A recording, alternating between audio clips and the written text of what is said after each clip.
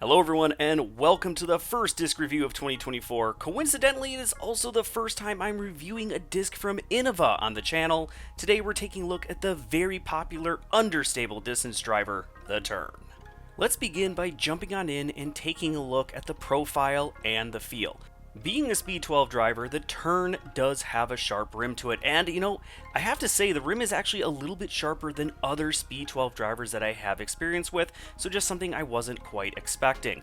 Also, for the profile itself, it does have that really gradual dome to it, not like a high shoulder, flat flight plate, and whatnot. No, it is just a nice gradual, consistent dome all the way to the middle of the flight plate, so very comfortable for backhand. And in this G-Star plastic, it is extremely flexible, so great for cold weather or just if you like gummy discs. But if gummy flexible discs are not your thing, don't worry, the TERN comes in a wide variety of plastic types, including Star, as you saw, which is considerably stiffer, so you can really find the one that feels best for you.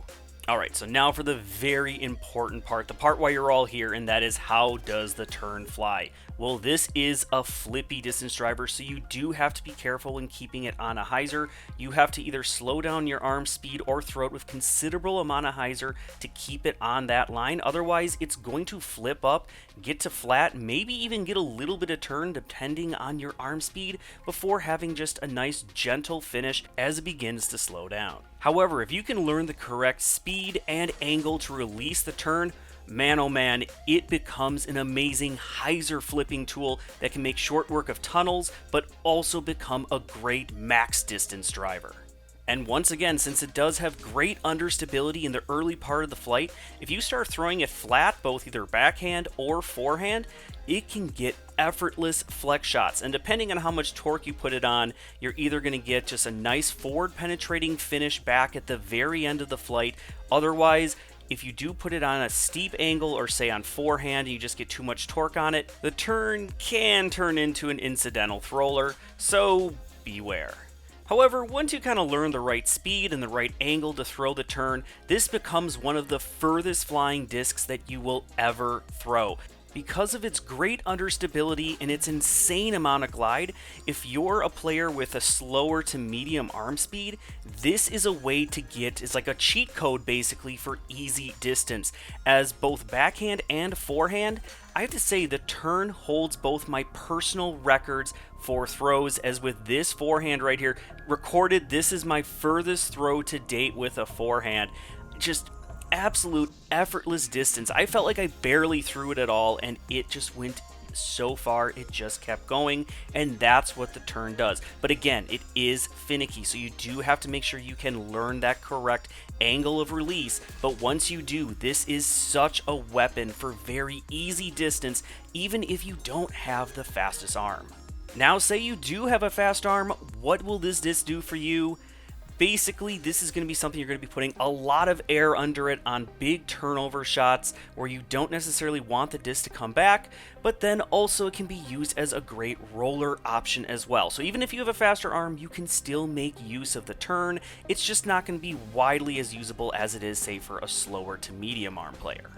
Alright, let's go ahead and get out to the course and see how I'm going to be using the TERN. Now, I have no hopes on reaching this basket, it's just too far away, but I've got danger off on the left there and a lot of wide open space.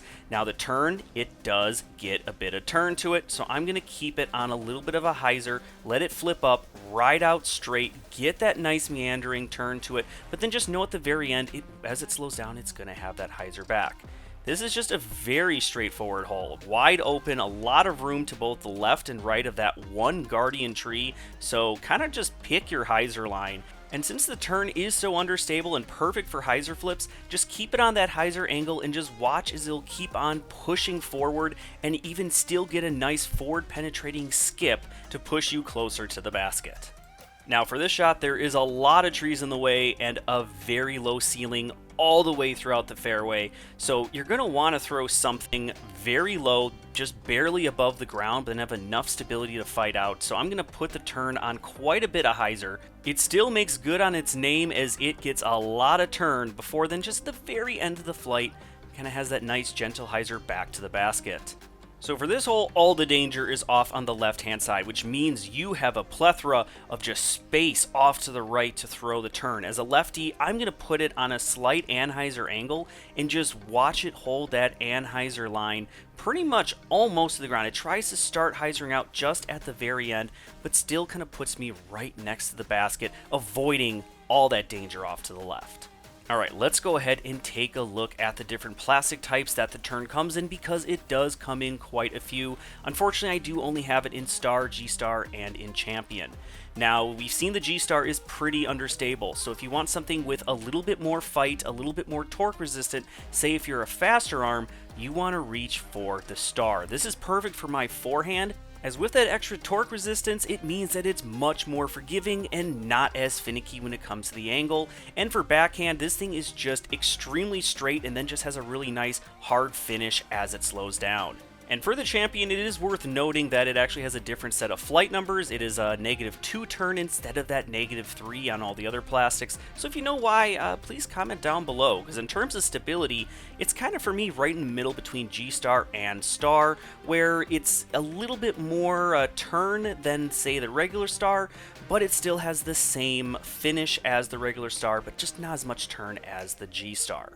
Now, looking at the Lefty Lines, we're going to kind of see that in action. As you see, the G-Star has quite a bit of turn and then just kind of a baby hyzer right as it slows down. Versus the Champion, I apologize, I was kind of aimed up a little bit differently on that shot, but you can still see that it does get a little bit of turn in that mid-flight and then have a pretty strong finish, versus the regular Star is just, it's just so straight and torque resistant. It just rides out and then just has this really nice overstable finish at the end. Like if I was bagging, say, two different versions of the Tern, the G-Star would be probably like my backhand turnover disc, and then the Star would be the one I'd use more for forehands or just on like windier days. It's a good wind fighter, at least for us kind of medium slower arms. Not to say that Champion wasn't good either, as it fit right in between the two of them, but just for me, there's not too much of a big difference between the Champion and Star. So if you're a player who has a faster arm, you may want to be looking at either that Star or the Champion plastic for your turn.